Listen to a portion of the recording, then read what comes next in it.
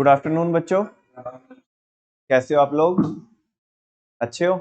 चलो शुरू करते हैं बच्चों आज का रिवीजन। और आज माइक्रो इकोनॉमिक्स का हमारा अंतिम रिवीजन होगा। ये लास्ट चैप्टर है, चैप्टर नंबर 11। और चैप्टर का नाम क्या है बच्चों? Price determination with simple applications of demand and supply. अभी तो क्योंकि हम पूरा चैप्टर पढ़ चुके हैं तो आपको समझ में आता होगा कि चैप्टर का नाम ऐसा क्यों है। प्राइस डिटर्मिनेशन, पूरे चैप्टर में बेटा हमने क्या ही निकाला है? प्राइस ही निकाला है। तो यस और no? Price determination with simple applications of demand and supply. Price तो डिटरमाइन किया ही है, साथ में हमने जो डिमांड एंड सप्लाई के जो कॉन्सेप्ट्स है उनको हमने मार्केट में क्या भी किया है? यूज भी किया है, अप्लाई भी किया है। अरे जो लास्ट वाला जो टॉपिक था बच्चों, जो मैं कल पढ़ा के आया आपको, प्राइस सीलिंग और प्राइस फ्लोर, तो वो मोस्ट ऑफ द चैप्टर में हम प्राइस फाइंड आउट करेंगे with the help of demand and supply. लेकिन लिटिल बिट, थोड़ा थोड़ा कहीं कहीं पे गवर्नमेंट क्या करती है? शरारत करती है। क्या करती है? और शरारत भी करती है तो फायदे के लिए। लेकिन सवाल ये है, किसके फायदे के लिए? एक टाइम पे कंज्यूमर के फायदे के लिए और एक टाइम पे प्रोड्यूसर के फायदे के लिए। आप बता सकते हो कंज्यूमर के फायदे के लिए कौन सा कॉन्सेप्ट गवर्नमेंट यूज करती है? Price ceiling, very good. और प्रोड्यूसर के फायदे के लिए प्राइस फ्लोर, वेरी गुड। मुझे आपको ऐसा लग रहा है कि आपको चीजें अभी पता है जो हमने कल पढ़ी थी। कैसी बात कर रहे हो नमन भाई, कल ही तो पढ़ी है यार, ठीक है ना। आप कोई बात नहीं, आप बाकी भूमिका ना बनाए, इस चैप्टर की सीधा सीधा रिवीजन चालू कराए बच्चों। आपका हुक्म और हम ना माने, ऐसा हो ही नहीं सकता। तो चलिए शुरू करते हैं किससे? चैप्टर नंबर 11 के रिवीजन से। बच्चों ये तो बिल्कुल अंतिम क्षण है हमारे माइक्रो इकोनॉमिक्स के, और शायद आज आखिरी क्लास होगी माइक्रो इकोनॉमिक्स के लिए। कभी किसी के डाउट रहे वो बात अलग है, अदरवाइज लास्ट क्लास है आज माइक्रो इकोनॉमिक्स की। लेकिन इससे पहले हमने चैप्टर और भी पढ़े हैं, है ना। जैसे भैया यहाँ पे लिखा है डिमांड एंड सप्लाई करके कुछ लिखा है, ये तो हमने पहले भी पढ़ा है। हाँ जी बच्चों, बिल्कुल पहले भी पढ़ा है हमने। पहले इंडिविजुअली डिमांड भी पढ़ा है और इंडिविजुअली अलग से सप्लाई चैप्टर भी पढ़ा है। लेकिन यहाँ पे दोनों का कॉम्बिनेशन करके क्या करना है? हमें यूज करना है, ठीक है ना। तो कह रहे हैं कि हमने डिमांड सप्लाई पढ़ा हुआ है, लेकिन और डिमांड एंड सप्लाई को अगर कंबाइंडली टुगेदर क्या करेंगे? हम यूज करेंगे तो कुछ और कॉन्सेप्ट पढ़ने मिलेंगे। और सबसे पहले कॉन्सेप्ट पढ़ते हैं बच्चों हम, determination of market equilibrium under perfect competition. Perfect competition market के अंदर प्राइस कैसे निकलेगा? सारे बच्चों को पता है कि परफेक्ट कंपटीशन मार्केट एक ऐसी मार्केट होती है जहां पे बहुत सारे बायर होते हैं, बहुत सारे सेलर होते हैं, ठीक है ना। और सबका प्रोडक्ट एक ही होता है, होमोजीनियस प्रोडक्ट बिक रहा होता है मार्केट में, और प्राइस भी क्या रहता है? सेम रहता है। बच्चों आपको कहना चाहूंगा कि बहुत सारे बच्चे एब्सेंट थे फॉर्म्स ऑफ मार्केट वाले चैप्टर में, और वो मैंने उसकी जो प्लेलिस्ट थी वो पब्लिक कर दी यूट्यूब पे, ठीक है ना। मुझे नहीं पता आपने देखे कि नहीं देखे, लेकिन अभी तक 3 लेक्चर वहां पे क्या हो चुके हैं? अपलोड हो चुके हैं। जिनका वो चैप्टर रह रहा था तो वहां से अपना कंप्लीट कर लीजिए, ठीक है ना। हाँ जी, तो मैं कह रहा हूँ कि बच्चों परफेक्ट कंपटीशन मार्केट में होमोजीनियस प्रोडक्ट मिल रहा होता है और प्राइस क्या रहता है? सेम रहता है। नमन भैया टॉपिक ये नहीं है, मसला ये नहीं है, मसला ये तो हमने सॉल्व कर चुके हैं हम फॉर्म्स ऑफ मार्केट में। आज का मुद्दा ये है कि प्राइस कैसे निकालेगा इस मार्केट में। बेटा प्राइस यहाँ पे जो निकलता है वो इंडस्ट्री निकाल के देती है। कौन देती है निकाल के? बिकॉज जो फर्म होती है परफेक्ट कंपटीशन के अंदर वो तो प्राइस टेकर होती है, वो प्राइस मेकर नहीं होती है। तो फिर प्राइस कौन निकालता है? इंडस्ट्री निकालती है। भैया इंडस्ट्री कैसे निकालेगी प्राइस? सिंपल बेटा, किसकी हेल्प से? डिमांड और सप्लाई की हेल्प से। जो रेट निकलेगा यहाँ पे वही रेट को अडॉप्ट कर लेगी इंडिविजुअल फर्म। जो भी हर एक फर्म है वो उसी रेट को अडॉप्ट कर लेगी, और दैट्स व्हाई हम कह सकते हैं कि परफेक्ट कंपटीशन के अंदर जो फर्म होती है वो प्राइस, बोलो ना, टेकर होती है, नॉट अ प्राइस मेकर, ठीक है ना। आपको अगर याद आ रहा होगा तो मैंने तो डायग्राम भी बना के दिखाया था बच्चों आपको, शायद यहाँ पे बना हुआ भी है, देखो ये रहा। यहाँ पे जो प्राइस निकाला इंडस्ट्री ने निकाल के दिया, डिमांड और सप्लाई की हेल्प से जो प्राइस निकला उसी को हमने कैरी फॉरवर्ड कर दिया आगे, और इंडिविजुअल फर्म ने उस प्राइस को क्या कर लिया? अडॉप्ट कर लिया। वो फर्म का क्या है? वो फर्म का डिमांड कर्व कह सकते हो, प्राइस लाइन बोल सकते हो, कुछ भी, ठीक है ना। वैसा अगर आप इसको देखना चाहो तो ये टेक्स्ट यहाँ पे लिखा हुआ है। आज क्योंकि मैं रिवीजन करा रहा हूँ, पढ़ा तो रहा ही नहीं हूँ आपको, तो टेक्स्ट में आप देख लेना, ऑलरेडी आपने देखा हुआ भी है। ये टेबल में भी इसने यही बताया। देखो टेबल में जो मार्केट डिमांड है और मार्केट सप्लाई है जहां पे इक्वल हुई है उसी पे क्या निकला है, इक्विलिब्रियम निकला है।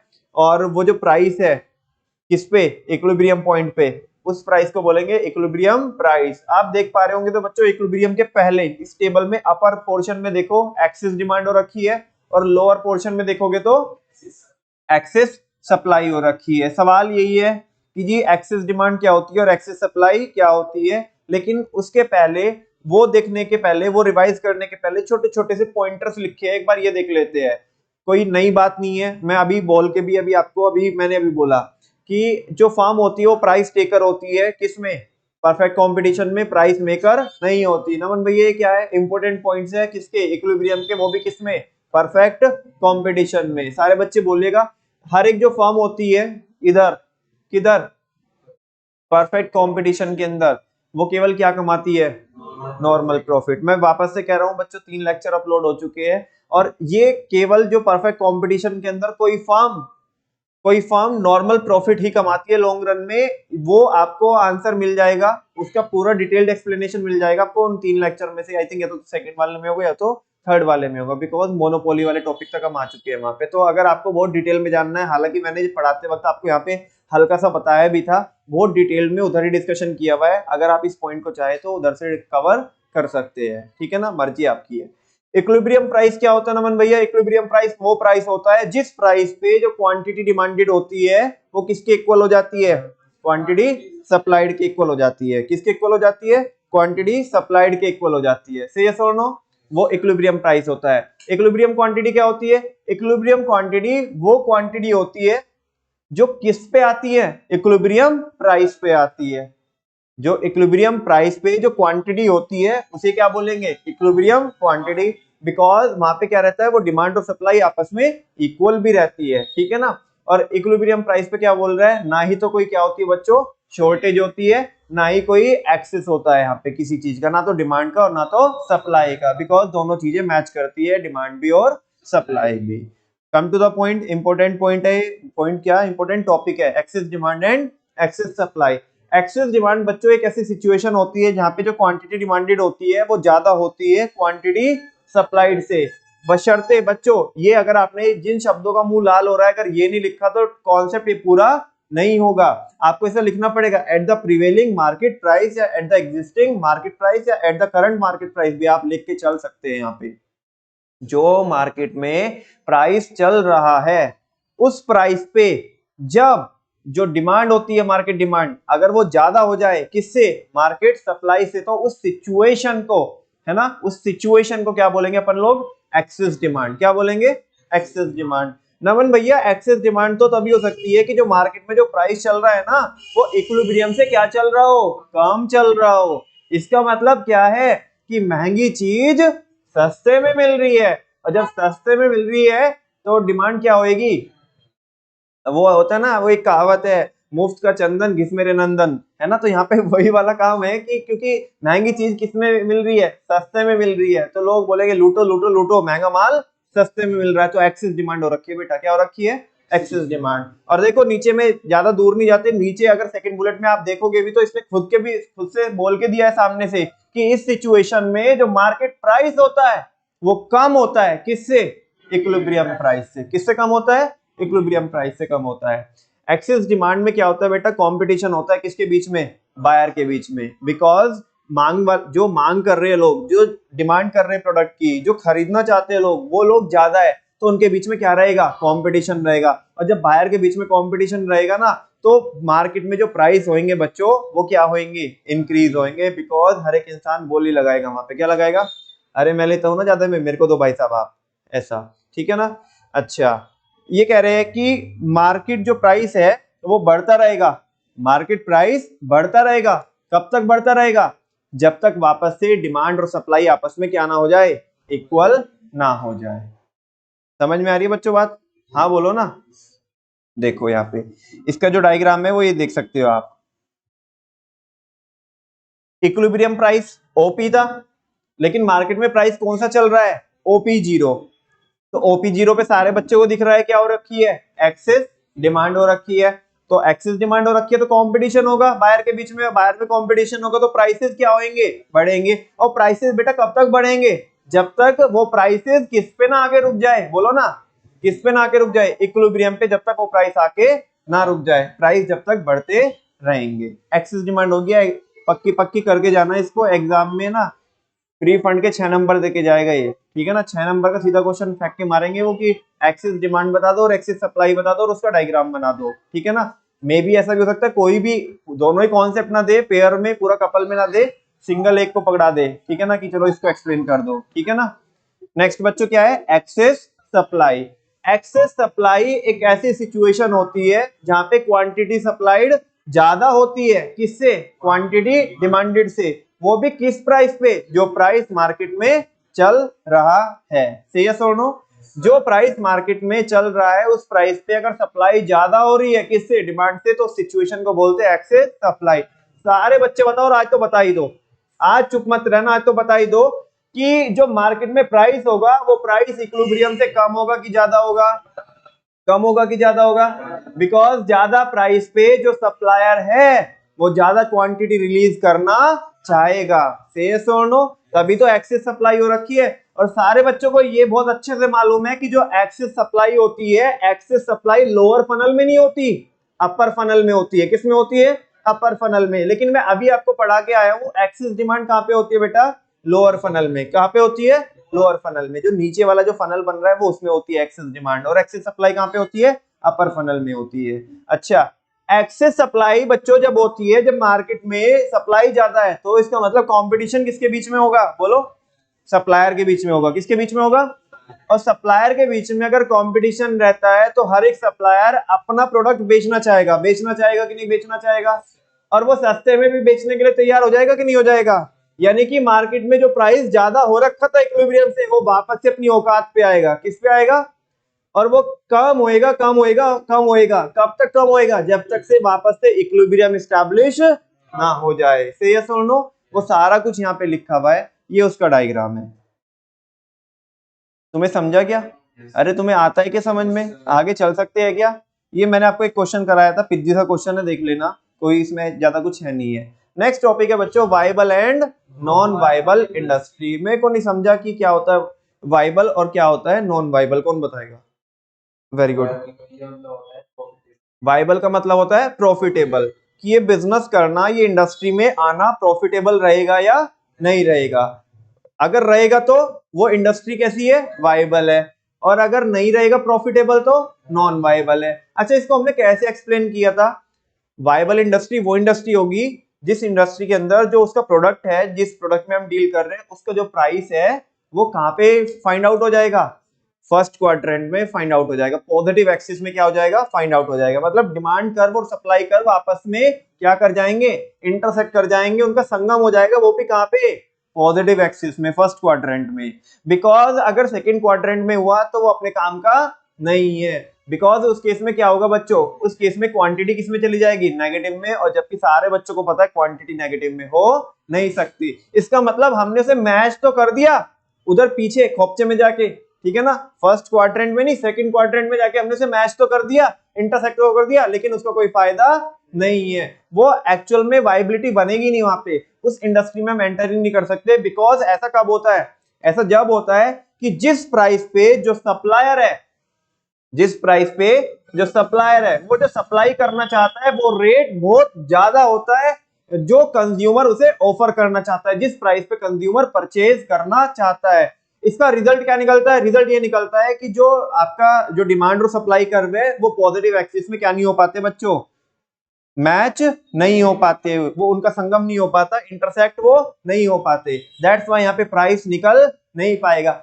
आप मुझे बताओ, अगर किसी प्रोडक्ट का प्राइस मार्केट में नहीं निकल पा रहा है, अगर किसी प्रोडक्ट का प्राइस मार्केट में नहीं निकल पा रहा है, आप उस प्रोडक्ट को बेच सकते हो क्या। आपके पास कोई बंदा आता है, कोई कस्टमर आता है, आप दुकान पे रहते हो, और वो बोलता है कि भाई साहब इसका प्राइस बताओ कितने का है। आप बोलो भाई साहब प्राइस तो नहीं पता, पापा है नहीं यहाँ पे, क्या वो क्या बोलेगा, वो लेके जाएगा क्या, छोटा बच्चा बैठा है अभी, नहीं लेके जाएगा, आजू बाजू से लेके जाएगा, तुम्हारे से नहीं लेके जाएगा, बिकॉज विदाउट प्राइस के आप मार्केट में प्रोडक्ट को बेच नहीं सकते जब यहाँ पे प्राइस निकल ही नहीं पा रहा है। मैं आपसे पूछना चाहता हूँ इस इंडस्ट्री में आने का भी कोई फायदा होगा क्या? नहीं होगा। कस्टमर खरीदना ही नहीं चाहता, कस्टमर मैक्सिमम इतना प्राइस पे करना चाहता है, तुम इतना लेना चाहते हो, तो ये बाकी कौन देगा बीच का गैप? नहीं नहीं नहीं, बताओ ना कौन देगा? ये कोई नहीं देने वाला है। तो इसका मतलब ये मार्केट में आपको आपके प्रोडक्ट का बराबर से दाम नहीं मिलेगा।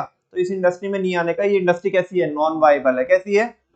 लेकिन अगर ये मैच हो जाए ऐसे तो ये वाइबल है। तो वही बोल रहा है, देख लो यहाँ पे, वाइबल इंडस्ट्री वो इंडस्ट्री होती है जहाँ पे डिमांड और सप्लाई कर्व इंटरसेक्ट कर जाते हैं पॉजिटिव एक्सिस पे। नॉन वाइबल कौन होती है? जहाँ पे मैच नहीं करते, उनका संगम नहीं होता।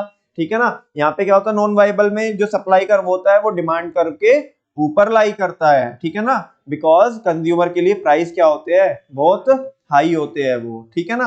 अच्छा, इसका होता क्या है यहाँ पे कि यहाँ पे जो प्रोड्यूसर है वो तैयार ही नहीं होगा प्रोडक्शन करने के लिए, बिकॉज कस्टमर उतना पैसा देना नहीं चाहता। और फाइनली कंक्लूजन क्या निकलेगा कि प्रोडक्ट प्रोड्यूस नहीं होगा। कहने का मतलब है हम इस इंडस्ट्री में आएंगे ही नहीं। ठीक है ना? क्या बोलेंगे यार, ये धंधा अपन लोगों के लिए क्या है? नॉन वाइबल है। क्या है? नॉन वाइबल है। ठीक है ना? मैं बोलूं भाई इस धंधे में वाइबिलिटी बहुत तगड़ी है। बोलो, मतलब इसमें प्रॉफिटेबिलिटी बहुत तगड़े वाली है। ठीक है ना? वैसा आई होप आपको समझा होगा, डायग्राम भी समझ में आए होंगे। नालायक को डायग्राम भी बनाने हैं, कभी सोचो उधर, कभी नोट्स में बनाओ तो इधर टेक्स्ट चिपका दो, डायग्राम ना बनाओ। जो डायग्राम मैंने इधर बना के दिखाए थे वो भी बनाने, आपने उधर बनाए भी थे आपकी जो क्लास वाली जो नोटबुक थी। ठीक है ना? नेक्स्ट बच्चों, अब कार्यक्रम चालू करते हैं। ये आप देख पा रहे होंगे तो ये 16 केस एक है और 8 केस एक है। ठीक है ना? अब देखो इनमें मेरे कराने लायक ज्यादा कुछ है नहीं। अब मैं क्या बार बार तुम्हें वो डिमांड सप्लाई कर आगे पीछे करके दिखाता रहूं? उसका एक्सप्लेनेशन ये एक्स एक्सिस पे ये लिया है, मैं 16 बार ऐसा बोलूं कि एक्स एक्सिस पे हमने क्वांटिटी लिया है, वाई एक्सिस पे क्या लिया है? प्राइस लिया है। वो तुम लोगों को आता है। मेरा काम क्या होगा? मेरा काम ये होगा कि जस्ट आपके जो 24 केसेस है वो आपके माइंड में डाल दूं कि हाँ आपको आ रहे कि नहीं आ रहे। बनाने सारे बच्चों को आते हैं या अभी भी नहीं आते बनाने? आते हैं ना बनाने, बिल्कुल सही बात है। चलो 16 केसेस देखते हैं। 16 केसेस में क्या रहने वाला है? सबसे पहले क्या रहेगा? चेंज इन डिमांड होगा। क्या होगा? 16 केसेस को हम मतलब 24 केसेस को दो पार्ट में डिवाइड कर देते हैं, एक नॉर्मल केसेस में और एक स्पेशल केसेस में। नॉर्मल की बात करते हो, नॉर्मल में पहला केस है क्या? In change in demand. Change in demand के भी कितने बच्चे? बच्चे दो ही अच्छे। पहला इंक्रीज बच्चा, दूसरा डिक्रीज बच्चा। Increase in demand, decrease in demand. Again change in supply, बच्चे दो ही अच्छे। इंक्रीज बच्चा, डिक्रीज बच्चा। बोले तो increase in supply, decrease in supply. समझा क्या आपको? अभी होगा साइमल्टेनियस चेंज। क्या होगा? खेल तो यहीं पे है। ठीक है ना? इसके भी कितने बच्चे? 4 बच्चे। कितने बच्चे? 4 बच्चे। कौन कौन से? या तो दोनों इंक्रीज होंगे या तो दोनों डिक्रीज होंगे। एक इंक्रीज दूसरा डिक्रीज, पहला डिक्रीज दूसरा इंक्रीज। से यस और नो? और चारों के कितने कितने केस है? 3 केस है। कितने केस है? चलो बात करते हैं वन बाय वन। पहले दोनों इंक्रीज की बात करते हैं, जहां पे डिमांड भी इंक्रीज होती है और सप्लाई भी इंक्रीज होती है। डिमांड ज्यादा इंक्रीज होगी, इंक्रीज इन डिमांड। चलो प्रॉपर इंग्लिश में बोलेंगे क्या आप लोग? ऐसे इंक्रीज एक मैं बोल के दिखा रहा हूं, बाकी सारे बच्चे फिर वैसे बोलेंगे सेकंड से, है ना? Increase in demand is greater than increase in supply. हाँ बोलो ना। अच्छा, नेक्स्ट आप बोलो, increase in demand is equal to वाला बोल दो। Increase in demand is equal to increase in supply. हाँ जी, next, increase in demand is less than increase in supply. दोनों इंक्रीज वाले बोलने हैं। वापस से बोलिएगा आप, बोलेगे आप वापस से दोबारा? वापस से, हाँ जी। Increase in demand is greater than increase in supply. अब देखना भी मैं एक्शन वैसे करूंगा, कहीं बीच में गड़बड़ हो तो बता देना मेरे को। ठीक है ना? अच्छा, सेकंड वन क्या है? Increase in demand is equal to increase in supply. Next क्या है? Increase in demand is less than increase in supply. से यस और नो? मैं सही बोल रहा हूँ क्या? अच्छा, नेक्स्ट क्या? दोनों decrease. Decrease in demand is greater than decrease in supply. Decrease in demand is equal to decrease in supply. Decrease in demand is less than decrease in supply. समझ में आ रही है बात? अभी डिमांड को इंक्रीज करना है और सप्लाई को डिक्रीज करना है। Increase in demand is greater than decrease in supply. Increase in demand is equal to decrease in supply. Increase in demand is less than decrease in supply. सही किया मैंने? ठीक है। कितने हो गए अपने? 9 केस हो गए, 3 और रह गए। अभी क्या है, decrease in demand and increase in supply. Decrease in demand की बात करते हैं। Decrease in demand is greater than increase in supply. बात समझ में आ रही है? Decrease in demand is equal to increase in supply. Decrease in demand is less than increase in supply. 16 case हो गए। बात करें अगर बच्चों स्पेशल केसेस की, तो स्पेशल केसेस होते हैं 8, जहां पे डिमांड कर्व या तो परफेक्टली इलास्टिक रहेगा या परफेक्टली इनइलास्टिक रहेगा, और दोनों ही केस में दो केस बनेंगे चेंज इन सप्लाई के, increase in supply, decrease in supply, again increase in supply, decrease in supply. Naman भैया प्रॉपर हेडिंग बोल के बताओ। अच्छा, तुम्हें अंदर से समझ में आ रहा ना कि इसमें डायग्राम क्या बनने वाला, क्या एक्सप्लेनेशन भी रटाऊं क्या तुम्हें? क्या क्या क्या मतलब, ये दिन देखने के लिए मैं तुम्हारे को पढ़ा रहा हूँ कि एक्सप्लेनेशन रटाऊं? बेटा बस केस माइंड में रखो कि ऐसे ऐसे हो सकता है। डायग्राम सारे बच्चों को बनाना आता है, और जो हम बना रहे हैं उसी को हमें इंग्लिश लिखनी है, वो एक्सप्लेनेशन, उसमें ज्यादा कुछ है नहीं है। ठीक है, बात करते हैं अगेन 8 केसेस की। ठीक है, पहला, change in supply when demand curve is perfectly elastic. 2 case क्या बनेंगे इसमें, increase in supply, decrease in supply. फिर दूसरा केस आ जाओ इधर, change in supply when the demand curve is perfectly inelastic. Inelastic, उसमें क्या रहेगा, increase in supply, decrease in supply. Next, change in demand when the supply curve is perfectly elastic. उस case में increase in demand, decrease in demand. Change in demand when the supply curve is perfectly inelastic. इस case में increase in demand and decrease in demand. इसी के साथ साथ बच्चों आपके कितने केसेस कंप्लीट हो जाते हैं, 24 केसेस कंप्लीट हो जाते हैं। ये भले ही छोटे छोटे लिखे हैं, लेकिन आपको समझता है, आपके माइंड में छप गए कि है क्या चीज है। मैं आपको दिखा देता हूँ, देखो, चलते जाओ चलते जाओ। नमन भैया ये बता दो, ये क्या लिखा है शुरू में, है ना? केसेस तो हमने कर ही लिए, ये और बता दो बेटा। ये जो हमने टॉपिक पढ़ा है, क्या पढ़ा है? Effect of change in demand and supply on the market equilibrium. कह रहा है कि मार्केट इक्विलिब्रियम में आ चुकी है, लेकिन उसके बाद अगर डिमांड और सप्लाई में चेंज होता है, तो मार्केट इक्विलिब्रियम के ऊपर क्या इंपैक्ट पड़ेगा। इसे क्या बोलते हैं, how chain effect work. Topic ये भी है कि चेन इफेक्ट कैसे वर्क करता है, कैसे काम करता है। चेन इफेक्ट कि पहले डिमांड इंक्रीज हो रही है, डिमांड के इंक्रीज होने से प्राइस इंक्रीज होंगे, और कब तक इंक्रीज होंगे, जब तक वो नया इक्विलिब्रियम नहीं आने का। ऐसे ऐसे करके चेन चल रही है, एक के बाद एक, एक के बाद एक के बाद एक, है ना? तो दैट्स व्हाई बोल रहे हैं कि चेन इफेक्ट कैसे काम करता है वो बताने का अपने को। या फिर तीसरे इसे एंड में ऐसे बोल सकते हैं कि मार्केट कैसे अब्सॉर्ब करती है shift in demand and supply को। किसी भी कमोडिटी की अगर डिमांड और सप्लाई शिफ्ट होती है, मैं क्या नहीं बोल रहा हूँ, मूवमेंट की बात नहीं कर रहा हूँ, मैं शिफ्ट की बात कर रहा हूँ, बिकॉज कर्व भी चेंज हो जा रहा है पूरा, या तो आगे हो रहा है या तो पीछे हो रहा है। ठीक है ना? तो उस केस में मार्केट इन झटकों को कैसे एब्जॉर्ब करेगी, ये जो चेंजेस है उनको कैसे एब्जॉर्ब करेगी, उसके 24 केसेस हमने पढ़े हैं। ठीक है ना? चलते जाओ चलते जाओ चलते जाओ, वीर तुम बड़े चलो, हाथ में तुम्हारे कॉपी हो, दिमाग तुम्हारे पास हो, पेन भी तुम्हारे पास हो। हाँ जी, बढ़ते जाओ भैया, इतना सारा रिवीजन कर लिया हमने, इतनी सुपर पावर है हमारे माइंड की। हाँ बेटा, बस तुम गलत इस्तेमाल करते हो अपनी शक्तियों का। आगे बढ़ते जाओ बढ़ते जाओ। ये बच्चों का हाथ बहकने लगा यहाँ पे, और ये आड़ी टेढ़ी लाइन बनाते हुए। हाँ जी, ये सब कुछ पढ़ के आए, हम देख के आए। और ये नहीं नमन भैया, तो आगे मत जाओ, यहाँ पे रुक जाओ। हाँ जी बच्चों, और ये अंतिम टॉपिक इस चैप्टर का। चैप्टर बहुत बड़ा है, होने को बहुत बड़ा है, और होने को कुछ भी नहीं है ना? कितना बोला मैंने, कितना बोला, इतना तो मैंने मेन लेक्चर में भी नहीं बोला जितना आज बोला मैंने। तुम्हें ऐसा फील भी हो रहा होगा, यस और नो? और अभी तक बच्चों जस्ट कितनी मिनट हुई है, 23 मिनट, जिसमें पूरी भूमिका भी बनाई है। अगले 7 मिनट के अंदर अंदर, 7 मिनट लगेगी भी नहीं, चैप्टर पूरा हो जाएगा, मतलब आधे घंटे में पूरा चैप्टर खल्लास। हाँ बोलो ना। ए नला, यस सर, क्या यस सर, क्या इतना टाइम गला है इसमें? यस सर क्या, देखो कितना जल्दी बोला, आधे घंटे में चैप्टर खल्लास, पूरा टाइम गला है। जब तुम्हें समझ में आ रहा है, इतने गाने में आके पहले दिन गाओ ना यहाँ पे, तो ऐसे करोगे, हाँ मेरे को कुछ समझ में नहीं आ रहा, हो क्या रहा है। ठीक है ना? वापस से देखो जल्दी से बच्चों, come to the point, simple application of tools of demand and supply. ठीक है ना? इसको कैसे यूज करेंगे डिमांड और सप्लाई को, या गवर्नमेंट इसमें कैसे इंटरवीन करेगी, कोई बात नहीं। अभी तक जितने भी हमने 24 केसेस पढ़े, वहां पे किसी की कोई दखलंदाजी नहीं थी, कोई छेड़छाड़ नहीं कर रहा था। किसमें? डिमांड और अरे किसी की हिम्मत थी क्या डिमांड और सप्लाई को छेड़ने की?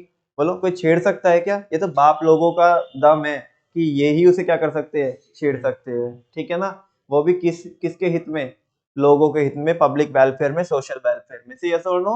और दो कॉन्सेप्ट यहाँ पे यूज किए जाते हैं, एक प्राइस सीलिंग और प्राइस फ्लोर। वापस से बोलता हूँ, अभी तक जो रेट निकल रहे थे वो फ्रीली निकल रहे थे मार्केट में with the help of demand and supply. लेकिन कभी कभी पानी सर के ऊपर चला जाता है तो गवर्नमेंट ने बीच में आना पड़ता है। गवर्नमेंट ने दखलंदाजी करनी होती है और प्राइसेस को कंट्रोल करना होता है। क्या करना होता है? अब कैसे करती है गवर्नमेंट यहाँ पे प्राइस को कंट्रोल?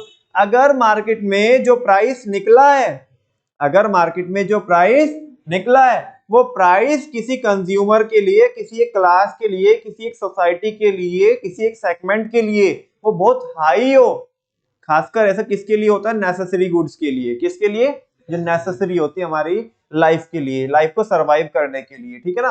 तो अगर प्राइस बहुत ज्यादा निकला हो तो गवर्नमेंट क्या करती है? एक मैक्सिमम प्राइस क्या करती है? सेट करती है। क्या करती है? और वो मैक्सिमम प्राइस किससे कम होता है? इक्विलिब्रियम प्राइस से कम होता है। ठीक है ना? और गवर्नमेंट बोलती है ये प्रोडक्ट इससे फालतू में नहीं बिकेगा। अच्छा, एक सवाल पूछूं क्या? जो गवर्नमेंट ने प्राइस सेट किया, क्या उससे कम पे बिक सकता है?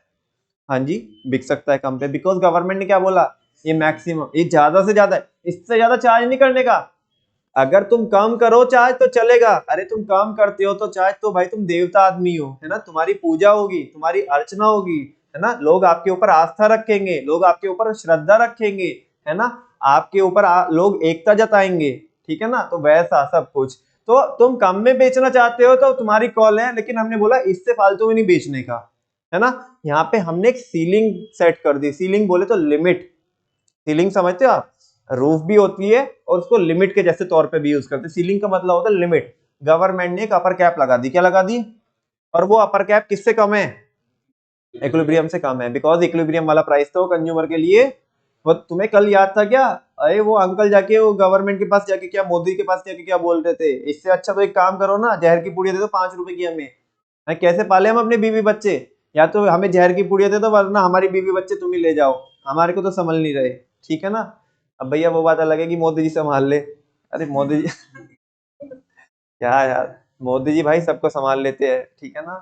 चाहे कोई फिर फॉरेन प्राइम मिनिस्टर हो, कोई भी हो। ठीक है? इधर नहीं नहीं, जो तुम सोच रहे हो मैं वो नहीं बोल रहा हूँ। इधर तुम नालायक हो, इधर उधर ले जाते हो तुम। हाँ जी, कह रहे वैसे तो रेट मार्केट में फ्रीली निकलता है, लेकिन मार्केट रेयरली फ्री होती है। ठीक है ना? गवर्नमेंट के इंटरवेंशन से। गवर्नमेंट क्या करती है? इंटरवीन करती है प्राइस डिटर्मिनेशन की प्रोसेस में, जब इक्विलिब्रियम प्राइस या तो बहुत ज्यादा होता है कंज्यूमर के लिए या बहुत कम होता है किसके लिए? प्रोड्यूसर के लिए। और ये कॉन्सेप्ट के लिए या ये पूरी प्रोसेस के लिए दो कॉन्सेप्ट यूज किए जाते हैं, प्राइस सीलिंग और प्राइस फ्लोर। बात करते हैं किसकी? प्राइस सीलिंग की। अभी बोला मैंने, जैसे कि वापस से रिपीट कर रहा हूँ, प्राइस सीलिंग वो प्राइस होता है जो मैक्सिमम प्राइस गवर्नमेंट ने सेट किया होता है। भैया इक्विलिब्रियम होता है? नहीं होता है इक्विलिब्रियम, गवर्नमेंट ने जबरदस्ती सेट किया है ना? बाप लोगों की तो माननी पड़ेगी। ठीक है ना? At a level lower than the equilibrium price. यहाँ पे गवर्नमेंट क्या करती है? जो असेंशियल कमोडिटीज होती है उनके प्राइस को कंट्रोल करती है, जैसे कि wheat, kerosene oil, sugar etcetera. जब जो इक्विलिब्रियम प्राइस निकला होता है मार्केट में वो बहुत ज्यादा निकला होता है, किसके लिए? पुअर पीपल के लिए, बिकॉज गवर्नमेंट की भी एक इमेज होती है, वो मेंटेन करके रखना चाहती है। यस और नो? अदरवाइज कल चल के प्रिंट मीडिया में आएगी, ठीक है ना, इलेक्ट्रॉनिक मीडिया में आएगा, सोशल मीडिया पे आएगा, है ना? हो क्या रहा है मोदी जी के देश में? क्या यही है 56 इंच का सीना? कहाँ गया है वो 56 इंच का सीना? तो इस तरह की मोदी जी के ऊपर बातें उठेगी तो मोदी जी को सहन नहीं हो पाएगा, है ना? तो दैट्स वाई वो बीच में आके पहले क्या करते हैं? प्राइस को कम करते हैं। ठीक है ना? इससे उनकी इमेज बनी हुई रहेगी। अदरवाइज वो इतने सारे फोटो खिंचाने का क्या मतलब रह जाता है जब लोग मर रहे हैं तुम्हारे देश में? हाँ बोलो ना। ठीक है ना? मोदी जी ने अब मान लिया, देखो अभी जब क्या होता है ना, बेसिकली इलेक्शन के टाइम पे तो इस तरह के नेकी के कार्य होते हैं। जैसे अभी तुम देखो कि बहुत अच्छी बात है, हमारे वो जो कुछ मजदूर टाइप के जो लोग थे, या जो कुछ लोग थे जो टनल में काम करने वाले थे, उनको बाहर निकाला। बहुत अच्छा काम किया, है ना? और ऐसा हमेशा होना चाहिए कि अगर मतलब कभी कुछ, पहली बात तो ऐसा होना ही नहीं चाहिए कि कोई फंसे ऐसे कोई किसी में, किसी टनल वगैरह में या कुछ हो, लेकिन अगर वो फंस भी जाए तो फिर उन्हें ऐसे निकालने के कार्यक्रम होने चाहिए, ठीक है ना। खैर चलो अब ज्यादा नहीं बोलता, अदरवाइज इधर उधर निकल जाएंगे, ठीक है। खैर हाँ जी, तो बच्चे फिर दूसरे अंदाजे लगा रहे हैं अपने, कुछ भी। खैर भैया कितना बोलते हो आप, चुप होते ही नहीं हो। सुनो बच्चों, ये डायग्राम आपको समझता है क्या? ये डायग्राम में क्या हुआ, प्राइस तो कहाँ पे निकला, कहाँ पे निकला, 70 पे ओपी प्राइस निकला। गवर्नमेंट ने बोला, अपन लोग ने बोला ना, ए बाप ने बोल दिया तो फाइनल है, नक्की है, कितने का है, 30 का है प्राइस, कितने का है, 30 का है। लोग चिल्ला रहे हैं, अरे माई बाप हमें मरवाओगे क्या ऐसे, ठीक है ना, 30 रुपए। अरे बोला ना बाप लोगों ने 30 है तो 30 है, नक्की डन, फालतू अब चिक चिक नहीं करने का, टाइम फूटी नहीं करो, निकलो इधर से, है ना। 30 रुपए प्राइस किसके लिए, आम जनता के लिए, किसके लिए, आम जनता के लिए। ऐसे वादे अभी देखना और भी बहुत सारे करेंगे मोदी जी, बिकॉज इलेक्शन है ना अभी, ठीक है। वैसा यहाँ पे ना बच्चों, जब प्राइस कम होता है, महंगी चीज किस में हो जाती है, सस्ते में मिलती है, तो उस केस में बेटा क्या हो जाता है, एक्सेस डिमांड हो जाती है। क्या हो जाती है, एक्सेस डिमांड। तुम देख लो ऊपर भी तो पड़ गया है अभी, लोअर फनल में क्या होती है, एक्सेस डिमांड होती है। नमन भैया इस एक्सेस डिमांड को कैसे पूरा करेंगे, अरे बेटा कल बताया तो था, उधर नीचे वाले जब भी प्राइस फ्लोर करेंगे ना, तो वहां पे एक्सेस सप्लाई हो जाती है। क्या हो जाती है, उस एक्सेस सप्लाई को पीडीएस के थ्रू इधर रिलीज कर देंगे हम, तो ये एक्सेस डिमांड को क्या कर सकते हैं, पूरा कर सकते हैं। लेकिन इस चीज की कोई गारंटी नहीं है कि ये एक्सेस डिमांड जितनी है कि पूरा गैप खत्म हो जाएगा, समझा ना। जरूरी नहीं है कि पूरा गैप खत्म हो जाए, लेकिन काफी हद तक इसे क्या कर सकते हैं, हम फुलफिल कर सकते हैं, ठीक है ना। और फिर ये बोल रहा है कि ये जो एक्सेस डिमांड होती है, इसको पूरा करने के लिए वही अगेन किसका गवर्नमेंट यूज करती है, पीडीएस, नाम तो सुना ही होगा, पब्लिक डिस्ट्रीब्यूशन सिस्टम का यूज करती है।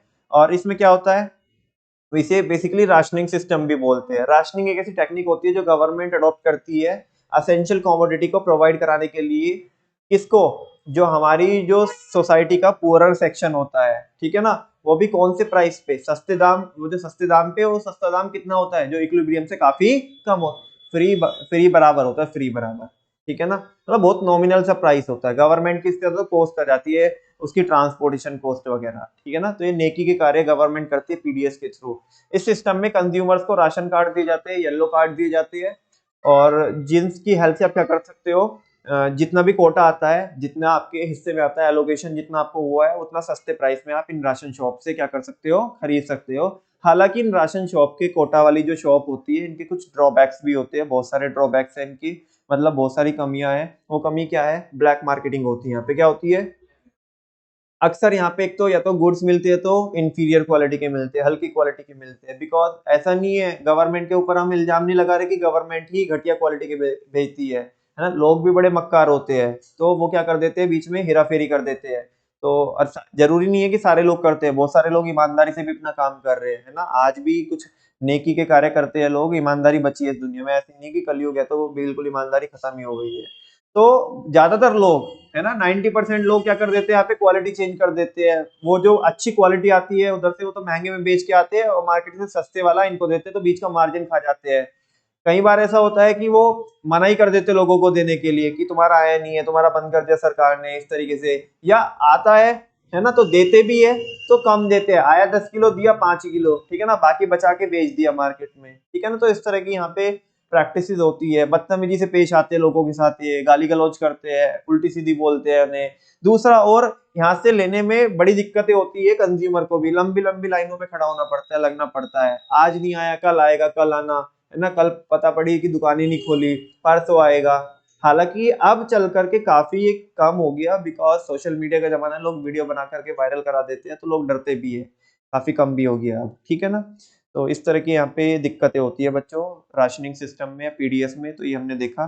नेक्स्ट और लास्ट कॉन्सेप्ट है हमारा प्राइस फ्लोर, और इसको एमएसपी भी बोलते हैं। क्या बोलते हैं, एमएसपी, मिनिमम सपोर्ट प्राइस, ठीक है। ये क्या होता है, ये बच्चों मिनिमम प्राइस होता है। क्या होता है, जब किसी प्रोड्यूसर को उसकी फसल का या उसके प्रोड्यूस का, उसके प्रोडक्ट का उसे बराबर दाम नहीं मिलता, है ना, कम दाम मिलता है ना, तो वो सरकार के पास जाके गुहार लगाता है, हे सरकार हमें बचाओ, बिकॉज हमारे प्रोडक्ट का प्राइस मार्केट में जो निकला है बहुत कम निकला है, आप कुछ तो कीजिएगा। तो क्या सरकार से वो प्राइस को और कम करने के लिए गया है या ज्यादा करने के लिए गया है, ज्यादा कराने के लिए गया है। तो गवर्नमेंट बोलती है, देख बेटा मार्केट में रेट निकला है कितना, 300, कितना निकला है, जैसे मैं किसकी बात कर रहा हूँ, शुगर केन की बात कर रहा हूँ, या अगर 3000 का रेट निकला है वीट के लिए तो उसकी बात कर रहा हूँ।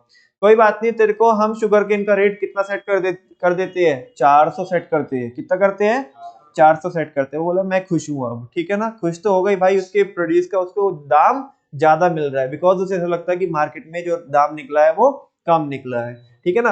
गवर्नमेंट यहाँ पे गारंटी देती है कि तेरे को कम से कम तो 400 पे बेचने का, और ये कम से कम प्राइस होता है, मिनिमम प्राइस होता है जो किसके ऊपर होता है, इक्विलिब्रियम के ऊपर होता है। गवर्नमेंट बोलती है कम से कम इतने पे बेचने का। अच्छा, कि ज्यादा पे बेच सकता है क्या, हाँ, अगर कोई उसके प्रोडक्ट का दाम अगर उसको 450 देना चाहता है तो खुशी से हम तो ले लेंगे ना, हमें तो ज्यादा मिल रहा है, गवर्नमेंट ने जितना बोला है। तो कम से कम प्राइस 400 सेट है, उससे ज्यादा मिलेगा तो वेल एंड गुड, लेकिन इससे कम पे नहीं। तो फिर भैया अगर कोई मार्केट में खरीदार ना मिला तो इस रेट पे, बिकॉज मार्केट का रेट तो 300 है ना, तो जो खरीदार है मार्केट में, जो बजाज मिल वाले हैं जो गन्ना खरीदेंगे, उन्हें तो नुकसान हो जाएगा। जो माल उन्हें 300 में मिलने वाला था, गवर्नमेंट ने उनको क्या करा दिया, नुकसान करा दिया, बोला 400 में खरीद करना है अभी आपको, है ना। अगर बजाज मिल ने नहीं खरीदा, या बाकी अगर जो वीट है, वीट के केस में अगर मार्केट में कोई बायर नहीं मिला फार्मर से वीट का, तो उस केस में फार्मर क्या कीजिएगा, गवर्नमेंट खरीदेगी। क्या, कौन खरीदेगी, गवर्नमेंट। किस भाव पे खरीदेगी, 400 के भाव पे। अगर कहीं नहीं बिका तो अपन लोग तो है ना इधर बाप लोगों के पास आ जाना, अपन लोग खरीद लेंगे, ठीक है ना। गवर्नमेंट क्या करती है नमन भैया, बफर स्टॉक मेंटेन करती है। क्या करती है, फिर उसका क्या करती है, उसको पीडीएस में यूज में लाती है। यस और नो, उसको किस में यूज में लाती है, पीडीएस में, है ना। आम जनता से महंगे में खरीद करके आम जनता को सस्ते में प्रोवाइड कराती है। इससे बेहतर और क्या हो सकता है, हाँ बोलो ना। देखो कितना ऐसा भी तो हो सकता है कि बहुत सारे फार्मर महंगे में बेचते होंगे और वापस से जाके अपना ही प्रोड्यूस राशन की शॉप से जाकर के सस्ते में खरीद लेते होंगे, है ना। कोई चालबाजी नहीं है, इस सर्विसेज गवर्नमेंट ने, ये नेकी का कार्य गवर्नमेंट करती है, सबके लिए करती है। अगर फार्मर भी इसमें आते तो कोई दिक्कत वाली बात नहीं है, बिकॉज किसी भी सरकार का कर्तव्य होता है, उसकी ड्यूटी होती है कि वो अपने लोगों की टेक केयर करे, है ना, ना कि उन्हें ऐसे मरने हाल पे छोड़ दे कि तुम मरो तुम करो जो भी है ना। ऐसा नहीं कि सरकार केवल वोट लेने के नाम की होती है, कि वोट लेने के लिए जाते हैं, करने के नाम पे कुछ नहीं करेंगे, करती है सरकार। यस और नो। और बच्चों इसका डायग्राम देख लो, ये डायग्राम है इसका। प्राइस निकला कितना, इधर इतना, मार्केट में निकला 300, गवर्नमेंट ने बोला जाओ जी लो अपनी जिंदगी, प्राइस कितना सेट कर दिया अपन लोगों ने, 400 कर दिया, ठीक है ना। इस केस में क्या हो जाएगी, एक्सेस सप्लाई हो जाएगी। सारे बच्चों को पता है, बार बार चीजें रिपीट नहीं करता हूँ। और इसी के साथ साथ बच्चों, है ना, एक नम आंखों से माइक्रो इकोनॉमिक्स को हम क्या करेंगे, विदाई देंगे। चैप्टर का रिवीजन भी कंप्लीट हो जाता है और पूरी माइक्रो इकोनॉमिक्स भी कंप्लीट हो जाती है, ठीक है ना। इसके बाद 1 बाय 1 करके बच्चों, अगर आपको वन शॉट चाहिए तो मैं प्लेलिस्ट अपडेट कर दूंगा आपके एग्जाम के लिए, ताकि आप आधे आधे घंटे में, एक एक घंटे में पूरे पूरे एक एक चैप्टर को क्या कर पाओ, रिवाइज कर पाओ, for the purpose of your final examination. Thank you very much बच्चों, हमारे शो में आने के लिए बहुत बहुत धन्यवाद। आज के लिए इतना ही करते हैं, बाकी करेंगे कल या परसों, मैं आपको इंटीमेट कर दूंगा, ठीक है ना। अभी जाने का नहीं, अभी बता रहा हूँ, एक बार रिकॉर्डिंग ऑफ कर दो, ठीक है।